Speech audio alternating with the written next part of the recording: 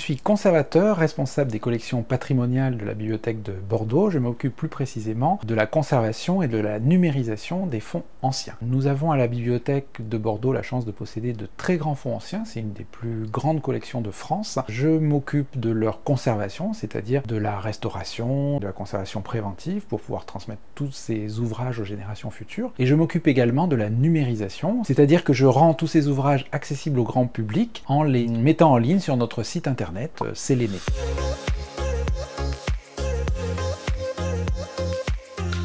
Moi j'ai un cursus assez classique, j'ai commencé par faire des études d'histoire à l'université tout simplement, et j'ai parallèlement fait une prépa à l'école des Chartes. Après avoir intégré l'école des Chartes, où j'ai fait des études d'histoire du livre, d'histoire de l'art, j'ai rédigé une thèse d'école des Chartes sur la conquête de l'Amérique au XVIe siècle, ce qui m'a conduit à m'intéresser à Montaigne et à la dénonciation de la colonisation au temps de Montaigne. Et donc après ce parcours historique, scientifique, j'ai passé le concours de conservateur de bibliothèque. J'ai été conservateur de bibliothèque depuis ma sortie de l'école de Lyon, l'ENSIB. J'ai été en poste d'abord à Reims, ensuite à l'université de Bordeaux, et enfin à la bibliothèque municipale de Bordeaux.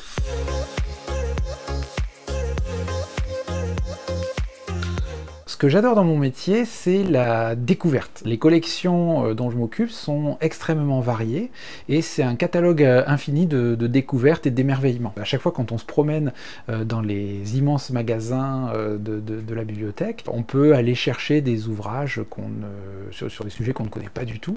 Et très souvent, je suis sollicité par des lecteurs ou par des chercheurs du monde entier pour prolonger leurs recherches sur des sujets dont parfois j'ignore tout, mais grâce à eux, je découvre des pans inconnus, des nouveautés, des choses auxquelles personne ne songeait auparavant. Récemment, j'ai travaillé sur des collections de photographies du fonds Kléber-Harpin. C'était un acteur, un dramaturge, un homme de théâtre de Bordeaux qui dirigeait le théâtre Le Trianon des années 20 jusqu'aux années 50. Kléber-Harpin avait pris l'habitude de photographier tous les acteurs qui se présentaient dans son théâtre. Il les faisait photographier par des transfuges du studio Harcourt et on a un vrai catalogue de photos d'artistes, l'équivalent du studio Harcourt bordelais. Toutes les stars du théâtre qui se sont dirigées à Bordeaux dans les années 30 à 50 sont photographiées. C'est un véritable catalogue de stars locales qui sont conservées chez nous. Dans un registre tout à fait différent, j'avais été amené à travailler pour un préhistorien qui s'intéressait à la magie, à la sorcellerie d'un point de vue anthropologique, qui me demandait de sortir des recettes de potions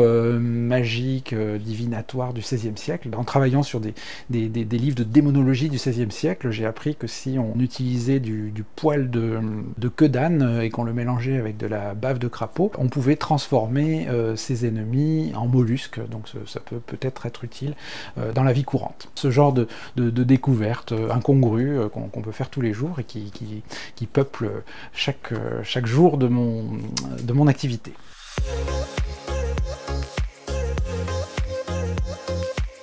Ce qui m'a le plus surpris en arrivant au sein de la bibliothèque de Bordeaux, c'est la richesse des collections scientifiques. Par mon parcours, j'ai fréquenté beaucoup de bibliothèques patrimoniales à travers la France et un petit peu dans le monde. C'est vrai que l'originalité de la bibliothèque de Bordeaux, la particularité par rapport à d'autres bibliothèques qui sont aussi très riches, c'est que nous avons la chance de conserver de très nombreux ouvrages du XVIIIe siècle, rédigés par des hommes des Lumières ou collectionnés par des hommes de Lumière. Et on a énormément de livres scientifiques ou de livres géographiques. Et c'est tout à fait fascinant à observer. On a des recueils d'ornithologie, des belles planches, des superbes planches in-folio colorées, des recueils savants sur les premiers grands ouvrages de cartographie du XVIIe, du XVIIIe siècle. On a beaucoup de traités de zoologie avec des magnifiques gravures. Donc tout cela, ce sont des traités scientifiques qui sont très recherchés, plutôt rares dans les collections publiques, et nous avons la chance d'avoir une collection très dense sur ce thème-là.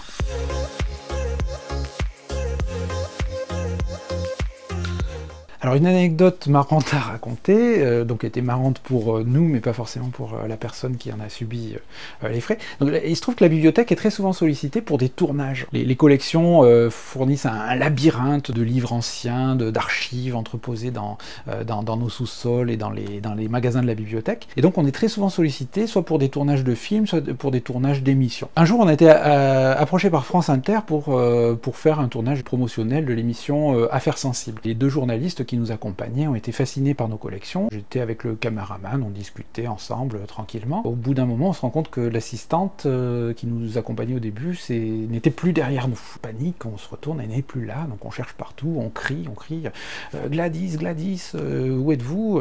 Revenez. Plus de Gladys, elle avait totalement disparu, donc on l'a cherchée pendant une bonne vingtaine de minutes, une trentaine de minutes, et on a enfin fini par la retrouver. Elle était totalement livide.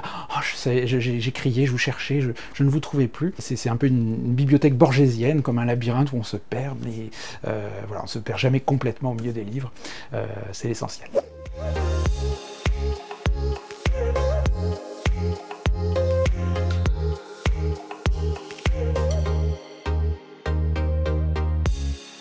On fera un volume 2.